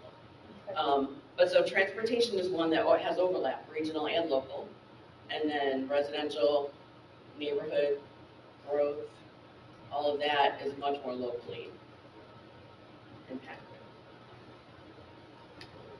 I realize you're not there yet, but will the climate action plan address, I mean, I know it's not the only answer, but, you know, some natural solutions like reforestation, you know, setting aside green space and things like that?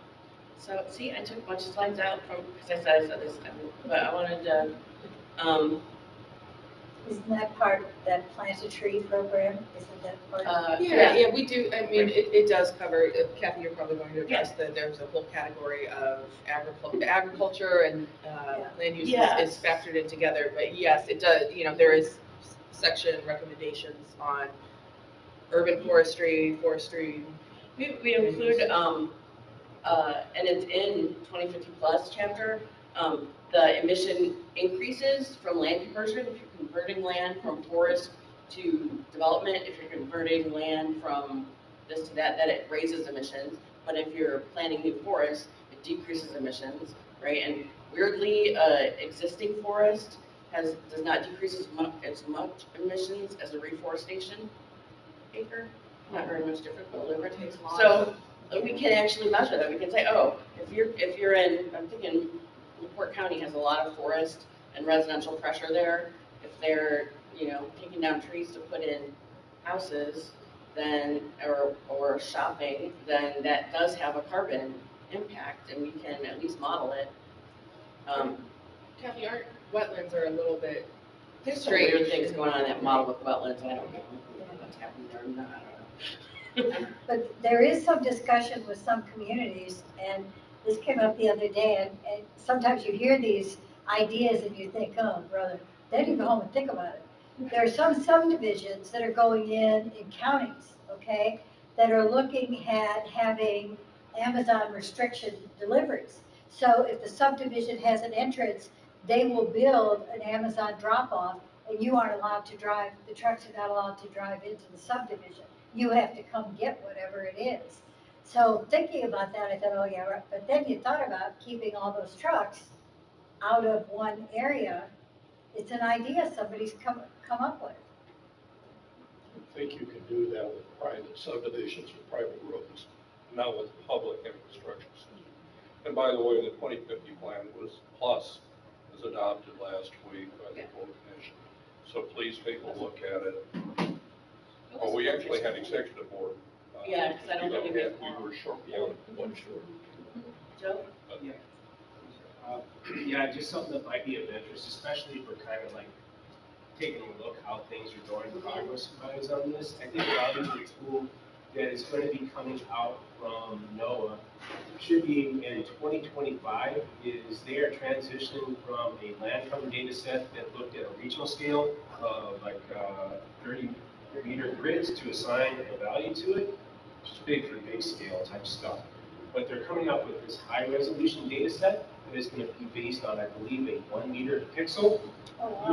There are communities, they've already got some demo communities that are already looking at urban tree canopy cover and equity, and it does a lot better job of picking up roadways and so forth. So there's going to be a lot of applications that can be used with this data set.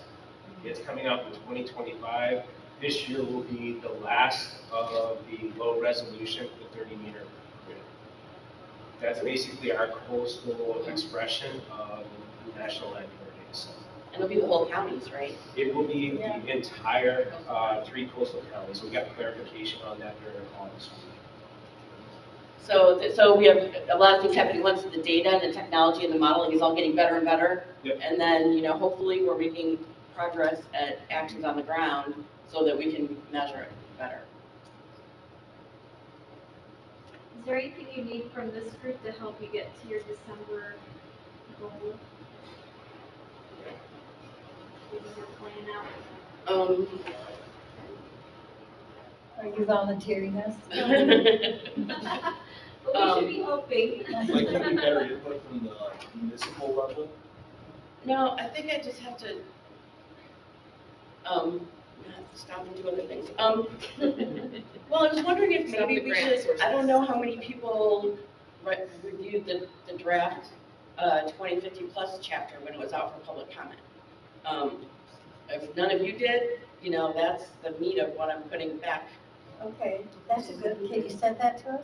It's on our website. But is it in the middle of that whole 2050 plan? It's chapter 3, and I It's think chapter you can three, do one. okay. You can, it You will can show download chapter chapter 3, three. climate and environment. They're broken out by chapters, you look at chapters individually, depending on what you Okay. look at. we'll pull Yeah, them because up. if I can get Okay. feedback from all of you now, then that gets into the draft and everybody's not doing that at the last minute. Okay.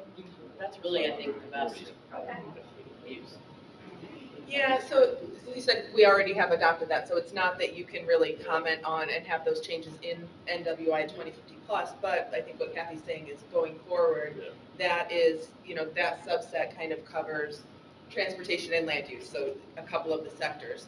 But that's kind of the template that we're using for the other sectors as well. So if you do have, it'll be informal comments to Kathy on that document, but then we can incorporate that going forward so that when we adopt the overall climate framework, So maybe it's not comments about it, but maybe we could spend some time on it, trying to figure out how we will each be interacting with it. Yeah. Because we have some specific things going on, communities have specific things going on, and obviously we kind of knew this was going on. Right. But sometimes things are so big, you really don't know how it And I impact. really haven't had the stakeholder group meet in a year because I thought I would be done a year ago, so that's on. I would also mention that, and I think Kathy's probably going to say the same thing, but I'll set the stage for you. While we're finishing this framework, that doesn't mean that work doesn't go on at the local level to, things like the City of Gary is working, they already have their own climate action plan, and now they're working on more resiliency. Some other, Highland, some other communities are developing their climate action plans. We have a lot of effort, and Kathy, I think, was this what you were going to speak to?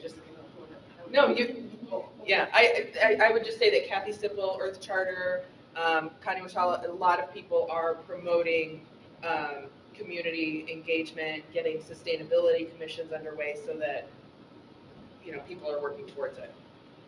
So, I think at the local government, the challenge is if they do want to do a climate action plan, who's going to be, if they're just going to have their planner, nothing against planners, but there is planning in it, land use, but there's also, their stormwater person has a piece of it, and there's a lot of different, and they have different boards. So if they have a park board, they probably have a utility board, they might have a public works board, and in fact, one of the conversations I've had with at least one community is, if we do a climate plan, who's in charge of that?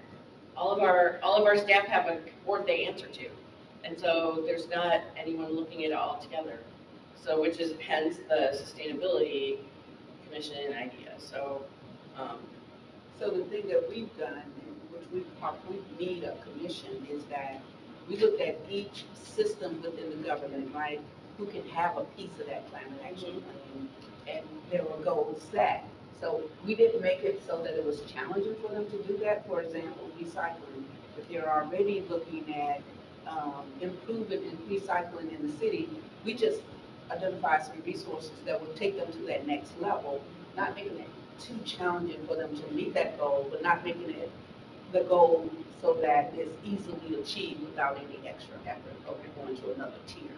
That's a good idea. Kathy, Yeah, just to put in another plug for the Climate Leadership Summit, Brenda had mentioned she's going to be on a panel, and so will Nancy Molnauer. Brenda representing the model, whereas a city staff person is really dialed into this, which, Mary has been a leader in our region. They were in that first PRI cohort back in 2019, along with Michigan City. Nancy will be representing the model that looks like a sustainability commission. And then we've got somebody from, or two people from West Lafayette that are both a dedicated staff person and a sustainability commission. So I think that will be a lot of wisdom in the room on that panel. So if you need to kind of present where you live or whomever you're just trying to get lay of the land, there'll be a lot of people at that specific program. And then what I wanted to offer, and one of your questions too, is how can we get the room support getting to that finish line? While you're working on grants, Kathy, while you're working on the writing, I mean, with your support, your permission, I'd be happy to convene people and do that facilitation and just kind of do some mapping to record. I'd love to document. Here's what you're doing.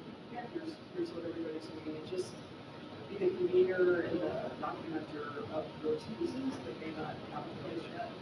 So I'll just throw that out there. But we did get an extension with our climate fellow to stay with us through that end of the calendar year. So I think that would be, I think that'd be a really good use of our time and to try to do that. All right. I also want to emphasize the climate leadership summit is happening, that all people that work with governments or are government elected officials are invited to attend that free of charge. So please sign up and be there. This really is a great opportunity for many different people to come together and to exchange information very easily, because we'll all be there the same day at the same time. And my understanding of the people that have signed up so far, these are people who are very action-oriented and who really have been involved in taking the game to the next level. So please join us. Students can come for free also. Listening groups can attend for free. Students, I think I covered that. If you sponsor, If you want the sponsor. it's not exactly free, but the benefit of your sponsorship includes a bundle of tickets. So if you're planning to send a group of people anyway, it's a good idea to get some recognition for your group and. Okay, so how would I do that with my IU students if I want them to attend this instead of class that week? They just go and sign up and say they're a student. Okay. And that's a great idea too, so thank you for providing that. And I also wanted to acknowledge Gary and the work that you've done so far. Thank you for always being the leader and the step ahead, several steps ahead of all of us. And one thing I really liked, I saw on the last slide, it said resilience action plan. And I supportively really want to encourage everybody to start talking about it as a resilience action plan, because that's a uniter. We say climate, we've left all of our right-wing politicians, we've left our evangelical church members, we've left a lot of people who really are good stewards of our earth and want to come and play with us, but that word climate still has a zing to it, and a lot of people close their ears when they hear that. You know, you're the first person that I've heard say this, and I sat through a county commission meeting the other day that I was beyond my belief that elected officials were so out of it and refusing to admit that these are issues. So don't look at me, Kevin. And we lost in Porter County, okay? And so trying to use a different language that we can reach them and they'll pay attention to it. That's why I'm pushing this with the MS4 permit requirement, because they're trying to figure out how they add public education and outreach to the requirement in the permit. This could be it. This could be reaching out because it has a water quality impact. Exactly. And I'm very sensitive to the language. That's one thing I really noticed my whole life. And I look at language as a vehicle to unite people together. So when we have those buzzwords that really just make people go crazy, it's like we don't have to be right about it. We can drop it and adopt a way of speaking that engages and enrolls more people. So I'm imploring once again, NERC, consider not climate action plan, but resilience action plan. And I know you made that decision based on a partnership with Indiana University. So I heard it and I got it, but still, if it's a divider, I think we need to start talking in a way that engages many more people. I just want to say something for Senator Young in Washington, D.C. From the first time I met him, I really got that he's a person that's concerned about our planet, and he has a very personal connection because of his children. And when I went and talked to him the first time in Washington, D.C., I was concerned about the invasive Asian carp entering Lake Michigan. And he said, oh yeah, he said, my kids and I were watching a video just, like a couple weeks ago about the Illinois River and how these horrible fish are coming up and jumping in the boats and everything like that. And I said, we need to stop those before they get to Lake Michigan. And he said, what can I do to help?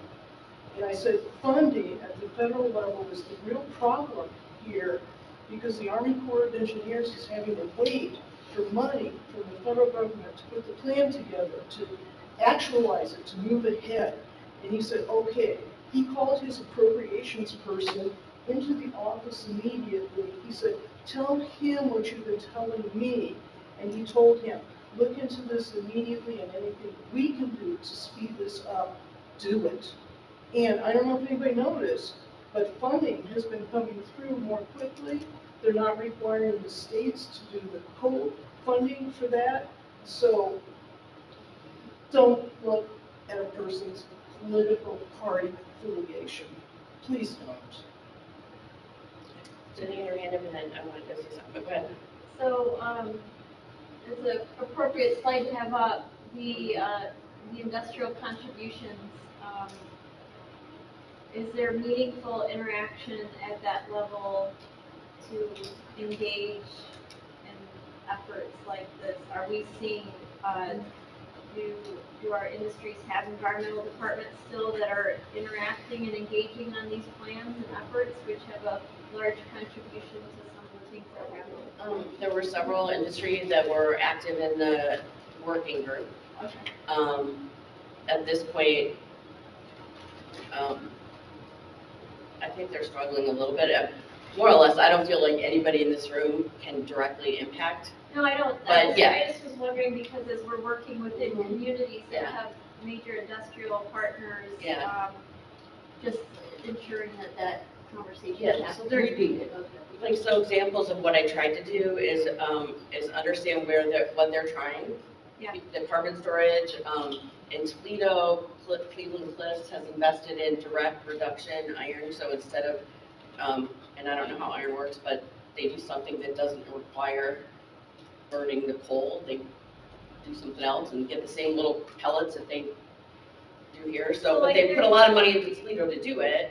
It's much lower, it's low emission, so they'll be producing a low emission steel from that facility. So it's always an interesting conversation where we want to interact at the local level where we have the biggest influence and impact. But one thing that we feel as missing is we're trying to look at resilient communities as resilient industries, and are we knowledgeable about what they're doing to be resilient? So, And what does that mean to them? so yeah, when we talk to them, our, one way to really get information from them is the interns that we have. Those participating in ERI, they see it as a part of something bigger. They see that they can speak a little bit freer without the city being, judgmental against that. But, we talked to several industries, and US Steel was one of the ones that really, even came to the presentation at the end, that we gave to the administration. But yes, we're talking to them, finding out what it is that they are planning to do in the future so that we can capture that information. To say, yes, they're working toward reducing their greenhouse gases. Resilience is a good question. One thing, so I would say yes. I don't want that to be the focus of our efforts. I want to talk to them and keep the dialogue open, but I want to ask back to the question of how you can help. One of the section that I am probably the least, I feel like I have the least technological knowledge is the solid waste recommendations for local governments, because, okay, there's four communities with landfills, so they have a suite of things. But everybody's composting leaves or composting yard waste, and when you do the emissions inventory, the composting is the carbon source. So, and so that's a piece I don't know. I think they have to compost because they can't put the yard waste in a landfill. So if that's generating greenhouse gases, what's the solution to that? And I don't know, and I'd like to have some good recommendations. That's great. So I'm kind of looking at Kathy Tatari for that. You're also a compost expert. I'm like, how can you do the composting without creating greenhouse gases? I don't know. Without looking at the curriculum, that nature-based climate solutions offered through Hickley, Oh, yeah. did you get to look into that or sign anybody up from nursing? I did sign up. I need help. Okay. I don't know if that allows more than one spot, but it just seems like this might give access to some of those types of questions where we can, get their access. And I think Nursing is still a member, right, of Hickley? Yeah. So Hickley, it's a weird acronym that doesn't quite line up with the letters, it's French or something, but they're the technical support that we have for our greenhouse gas inventory and also stepping us through the technical aspects of the climate action plan. So I just thought that is something we can lean into, but I also love the question about what is the plan for the industrial. Yeah. The plan. Yeah, but there's a huge section. I already see on that dark color. Like, so one of the, and because I broke it out a lot, I've dug into this way too much. I'll get you guys out of here, but under industrial energy, right, there's purchased natural gas, there's purchased electricity. There's this whole other chunk that's combustion of other, right? And so I'm thinking like in the 80s or 90s, they were releasing all their coke oven gas and stuff, and then to be energy efficient and stop releasing it, they started combusting it for energy. Good energy. Now we're like, oh, that's causing carbon, that's combustion. Oh, now it's a big chunk of your carbon footprint. But they maybe replumbed everything to do that, and we don't really want them to discharge it instead. So I just think there's a lot of engineering challenges, and also I think there's a lot of, I want to say, codependency. It was on purpose, right? Oh, instead of having this waste, we'll sell it to our neighbor, and let's make a pipeline over there. So they're all like plumbed together and hooked together, and now, oh, do something different. It's just going to take a lot of time. And the carbon sequestration, if that goes through, that's going to reduce that by quite a bit, right? I mean, if that happens. So, and they came to the commission meeting last month. BP had a presentation to the full commission, which is good. I think that was good outreach as well. Joe, I think you hit your hand. So, I mean, pick any topic, there's positives and negatives with like anything. I guess it's going to come down to how the region as a whole wants to evaluate and take that in. So, while there might be that negative for, putting more carbon in the area when you're using it, there's positives associated. Which one is going to be more important for the community or the region as a whole? And only we can answer that. Well, just briefly, I would recommend looking into Cleveland Cliffs as a model of a new ownership would be your supervision taking over Arsenal Middle, which was, like really horrible as far as pollution goes.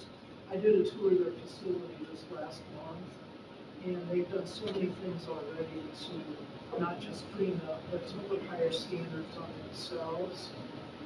And I know they're open to people visiting their facilities, so if you're looking for people that want to go and see what they've done so far. They're truly a good neighbor, and I came out of there just extremely impressed by the things that they're not required to do.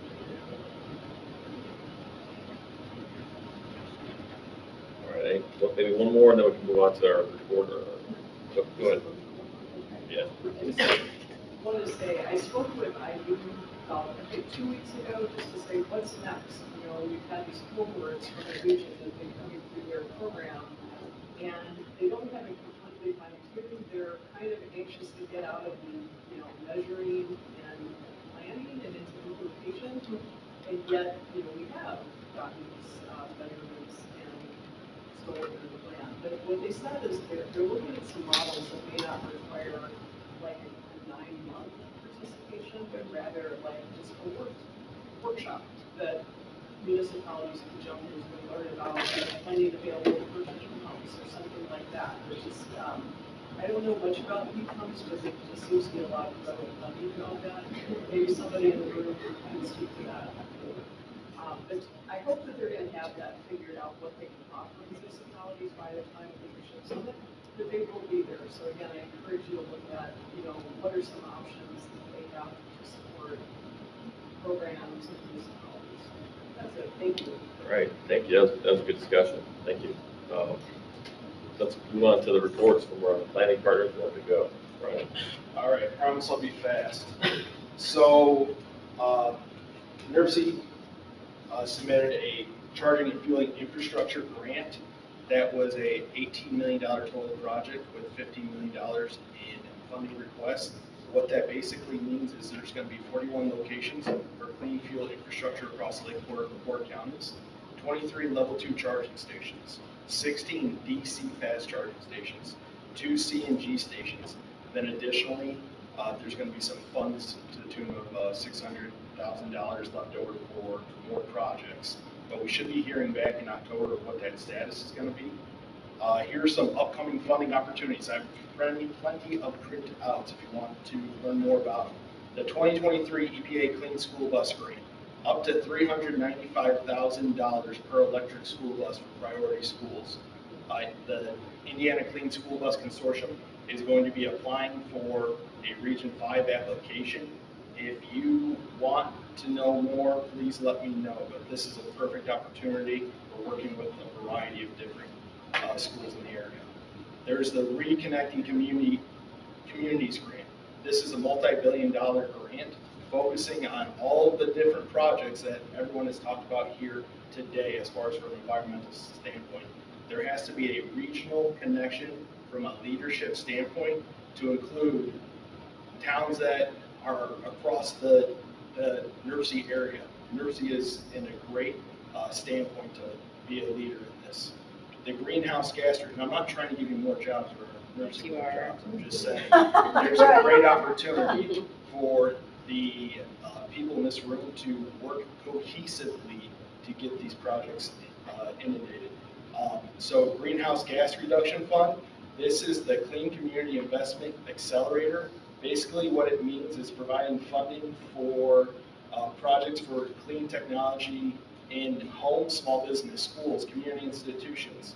You want solar in your environmental justice areas, this is a perfect opportunity to really help out those low income and disadvantaged communities through projects that will reduce emissions, reduce energy costs, improve health outcomes, create good jobs, and so on. The National DARA program, they have finally come out with this from the EPA. The last time this was out was in 2021. There was 30 applications submitted. Drive Clean Indiana was 2 of the 4 selected projects for Region 5 EPA in the Midwest. We also received one for Connecticut as well. That being said, this funding is due December 1st. What it means is 35% off compressed natural gas, LPG, and 45% off electric. I have handouts on that. Solar for All program. This application is due September 26th. This is a competition award that will award up to 60 grants to states, territories, tribal governments, municipalities, and nonprofit recipients. And at the end of the day, it's enabling millions of low-income households to access affordable, resilient, and clean solar energy. This is a huge opportunity. NERC NOFA projects, everyone pat yourself on the back. The projects that were submitted and proposed through this commission have been, they all went through, and we should be getting going on them very shortly here. Then we did submit 6 grant opportunities related to clean transportation from the Department of Energy Opportunities. Just a follow-up from the Northwest Indiana Partners for Clean Air luncheons. We had awards to 2 Northwest Indiana High School seniors for scholarships, and we recognized GE Marshall, Voss Equipment in Cleveland Cliffs, the City of Portage, and Jerry Jackson from the City of LaPorte, all in different environmental project awards. Upcoming events on August 8th, we have the Indiana Clean School Bus Consortium meeting on August 9th. This is one of the biggest projects related to clean transportation and environmental justice. GPTC, the electric transit bus unveiling. It's at 8:30 a.m. at IUM, August 9th in parking lot 1. We do have the Partners for Clean Air Day at Gary South Shore Railcats. Please come out to that. If you need tickets, please contact Drive Clean Indiana. We do have Drive Clean Indiana's annual conference and expo. That's going to be August 23rd. August 22nd, we're doing a night reception. This is going to be at Michigan City. And why you need to come? Because one of our big industrial partners is going to be talking about their decarbonization project related to carbon sequestration and hydrogen hubs. So that's BP. Yes, ma'am. Slow down. The 22nd in Michigan City, Yes. where? Oh, Blue Chip Casino. Why did I not know that? Bring your card. Okay. Yes. So at Blue Chip, at what time? Oh, you've got handouts. You should probably do that now. Here you go. Okay. Oh, great.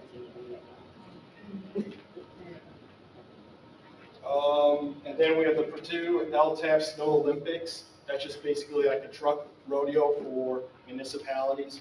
We're going to be there with some fuel efficient equipment. That's on September 6th and 7th. We do have a clean air golf outing on September 19th at Whitehall Country Club. And then we have another NERC EV presentation on October 5th. And that pretty much sums it up. Any questions? Can I give you anything else? Hit me. But if you're interested in funding, now's the time to start talking. These are only one of the meetings that we had previously. Everyone want to talk about funding, right? Here's opportunities. But we have to work cohesively. So the Clean Bus grants are due the 22nd? Yes. Did you mention the Solar for All? Yes. Okay. We were interested in that. Yeah, it's on here. Let's talk, because that's going to be a highly competitive program where we're going to need entities alike to go after these programs, because the funding entities, Department of Transportation, FHWA, EPA, they don't want to do onesies and twosies projects. They want to throw a bunch of money and create as little paperwork as they possibly can for these projects. So that's why we need to work cohesively with each other. And this greenhouse gas reduction fund, that is a huge opportunity to be a Midwest hub to really focus on large projects related to how we're operating as not just a city, not just a county, but as a region together. Ryan, So is that the revolving loan one, or is that a different one? I think it's a different one. Okay. Yeah, different. This is BIL money. From Okay. the Clean Air Luncheon, the awards that went to Michigan City High School and the Duneland student. Yeah. Did you notify the schools of that? Because I haven't seen that on their websites, and that would be important to let people know that they won that. But the students have been notified, and we're actually in the process of working with their financial aid people to get the checks out. Well, I'm not worried Oh. about the money, but I mean, You want the schools to? the schools take should credit know, for it? and that it's, especially Michigan City School, because of the stuff that's going on there, that they had a student that won it, Duneland will want, Chester High School will want to know. I'll have to ask, I'm not sure how we do the, It's different when the kids are underage. I Yeah, know- you just send it to the school, okay, and then the school Okay. decides how it goes on their website. Sometimes they will just put what the award was, not necessarily money, but they want a scholarship, and not give a whole lot of information of who that is, but at least they know that. Yeah, it's Got that $2,500. I think that Michelle does that from IDEM, but I'm not sure. Check. Yeah, we'll check. But one of them's studying nuclear engineering. Yep. Amazing. Sorry. But yes, there's a lot of good things going on, but it starts with grassroots, talking to people that make decisions, and going back to that climate comment, I really do like it, because then we're talking about stuff that has to cross the aisle, and being able to talk about what's important to each and every individual, and what matters to them, is where you really get them to care. And if you start talking about polarizing subjects, they just kind of turn off their ears. So it's a good opportunity, but everything we talk about here, we talk about economic development, we talked about all kinds of things, not just butterflies and rainbows, right? Okay. Thank you. Thank you. Make sure the sheets. You say you had extra feedback? I'm coming to you right now. Jenny, do you want to go for planning partners? So some big initiatives that we're working on. So Joe and I can speak to this, but I will speak to a multi-million-dollar, multi-Great Lakes state initiative that will touch Indiana here this fall. We're going to be doing a Great Lakes coastal resiliency study with the Army Corps. And they will be conducting some visioning sessions this fall, a visioning session in each state, so Indiana will have its own. And I want to keep talking about it because it's important. And so when it does actually happen here, that you are all familiar with it enough to say it's worth my time to participate in. So again, it's the Great Lakes Coastal Resiliency Study. It's all 8 Great Lakes states. It's the U.S. Army Corps. It's NOAA. And we want to hear from you about a vision for our shoreline here in Lake Michigan and Indiana. And then Joe has, and the kelp plan. We also are starting the Coastal Estuary Land Conservation Program Plan Update, which is it's a massive undertaking. It's an update of our land acquisition plan. The unique thing about this update is that we will actually be extending our boundary all the way down to the Kankakee River in the 3 counties. As you know, the coastal area is Lake Michigan watershed. That's determined in our program document, but this specific funding that we have access to expand this plan, we'll take it all the way down to the Kankakee River. So we'll be engaging with partners that we don't normally work with. And looking at doing a wetlands inventory update, doing some habitat assessments, and identifying high priority habitat to protect in the southern counties of the 3-county region. So we have a couple partners on the table here that we're going to do some contract work with. It's going to be GIS exercise, and it's going to also take some input from all of our partners as well. So that is even though it sounds funny, we say kelp, we say estuarine land conservation, it doesn't really make a lot of sense. But think of it as just land preservation. You can think of it as conservation action planning, all of that stuff that we've done here in the last decade, they will be applied here as well. And at the core of it is a threat of conversion analysis that we do, which is tied directly into the 2050 plan, 2050 plus plan, looking at where our areas of growth are and expansion, and trying to make sure that we're protecting areas that would be at threat for loss. I don't know if you. Yeah, Jen already put the plug in for the coastal community needs assessment, so this community or coastal county has a question about that. They have not participated, want to learn a little bit more about the needs assessment, just reach out to Jen or myself. We've been doing a number of listening sessions over the past year. We're hoping to wrap it up here in the next some months.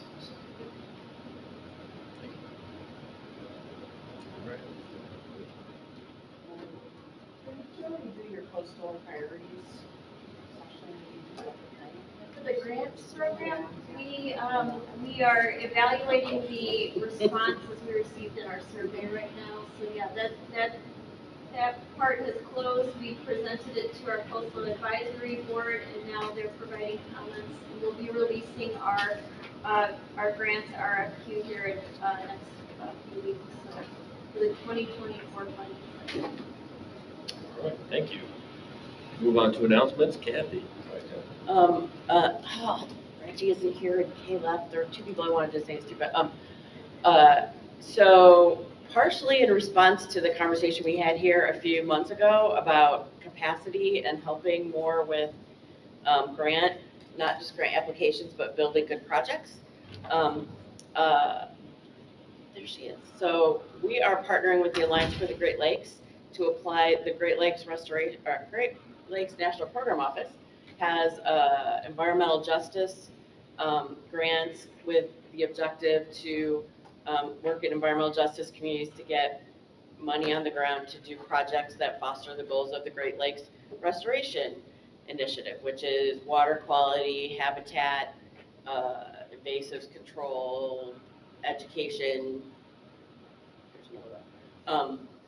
So there was a lot of like, I don't want to do it. I don't want to do it. Who's going to apply for this? I want to be in it, but I don't want to do the work.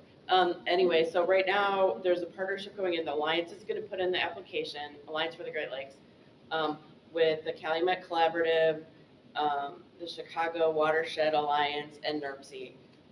Specifically because of all the conversations we've had here about capacity, and in other rooms I've also had this conversation about capacity.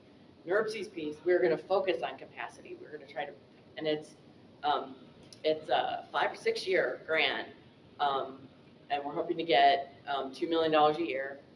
And we partnered with Chicago because it's making us a bigger area, more competitive. Focus on that capacity building and get a community development person here that could go into the community and some community ambassadors from the communities to work together on identifying overlapping priorities, right? That would satisfy both the environmental, the grant, the Great Lakes stuff, and just build that capacity of groups. Because the first thing I heard on the call with all the partners, oh, we have 90 partners here that are ready. This was the Watershed Alliance from Chicago River Watershed Alliance. We have 90 partners ready to apply for grants. And I'm like, I don't have, 90 partners ready. I need 90 partners, okay. Capacity. So that's going to be our emphasis in our piece of the grant. So stay tuned for that. Thank you. I'll help with that. Announcements, any other announcements?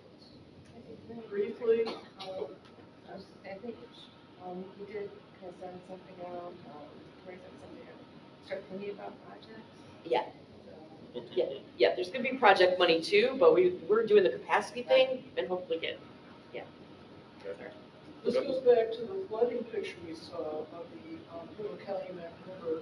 Tonight is on green drains, Northwest Indiana green drains. The topic is going to be east arm of the Little Calumet River, history of natural beauty, loss, and recovery. Dan Plans and Rob of the Northwest Indiana Paddling Association are going to be presenting. And I think it's going to be really interesting because we're going to go all the way back to our native indigenous Indians history in the area and bring us up to the present and what they've been doing as far as restoration work on the east arm of the locale. That's at 6:30 p.m. this evening.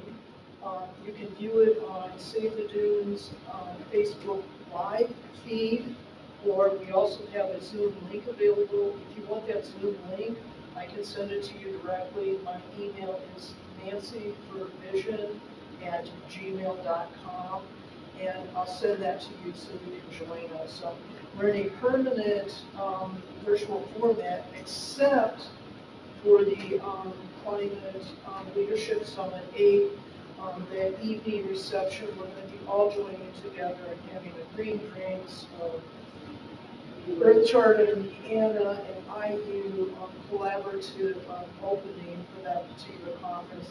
Everybody in the whole public is invited. We just ask you to register for that event so we can prepare for the number of people that come to that. Thank you. Any other announcements?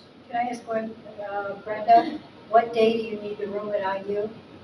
We haven't set a date, I will give it. Okay, as soon as you do, send me, and then I'll get this to you. Okay. Go. Festival again on Minorca, September 16th at Kosciuszko Park in East Chicago. Last year we had more than 500 people attend. It was really an outstanding success, especially because it seemed to be community members who were attending. This year a new feature is our the Monarch Experience is called, where we'll have activities centered around each life stage of the monarch butterfly, plus the migration to Mexico. And there's a lot of great cultural connections, to Mexico that we tie to.